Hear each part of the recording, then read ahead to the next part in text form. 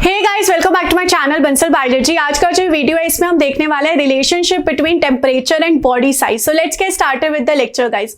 अगर हम यहाँ पर देखिए, जो बॉडी साइज है उसका टेम्परेचर पे बहुत ज्यादा इंपैक्ट होता है, हीट लॉस पे बहुत ज्यादा इंपैक्ट होता है। दो चीजें आती है, एक होता है सरफेस एरिया और एक होता है वॉल्यूम। अगर हम यहाँ पे surface area to volume ratio को ज्यादा रखेंगे तो यहाँ पे ज़्यादा हीट लॉस होगी। वहीं अगर हम surface area to volume ratio को कम रखेंगे तो हीट लॉस कम होगा। जैसा कि आप यहाँ पे इस पिक्चर में देख भी सकते हो, ऐसा यहाँ पर जो डब्बा छोटा है उस डब्बे में सरफेस एरिया टू वॉल्यूम ज़्यादा है तो ये हीट लॉस ज़्यादा करेगा। वहीं जो बड़ा डब्बा है उसमें सरफेस एरिया टू वॉल्यूम कम है तो वो कम हीट लॉस करेगा।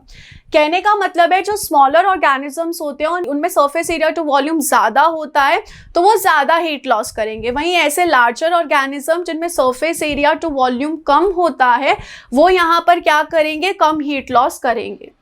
तो इसी से ही रिलेटेड यहाँ पे तीन रूल आते हैं। एक आता है बर्गमैन रूल, एक होता है एलेंस रूल और एक होता है हेज़ेस रूल।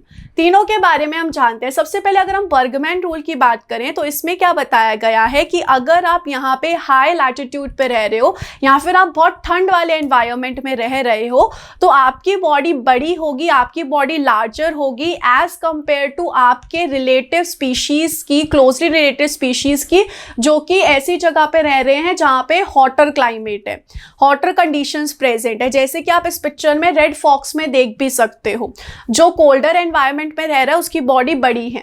ऐसा ही एक और रूल है एलेंस रूल, जिसमें बताया गया अगर आप कोल्डर एनवायरनमेंट में रह रहे हो तो आपकी जो एक्सट्रीमिटीज होती है, जैसे कि आपके जो कान है, आपकी जो टेल है, वो यहाँ पर कैसी होगी, स्मॉलर होगी एज कंपेयर टू आपके क्लोजली रिलेटेड स्पीशीज जो कि समर में रह रहे हैं या फिर जो ऐसी एनवायरनमेंट में रह रहे हैं जो कि हॉट एनवायरनमेंट है।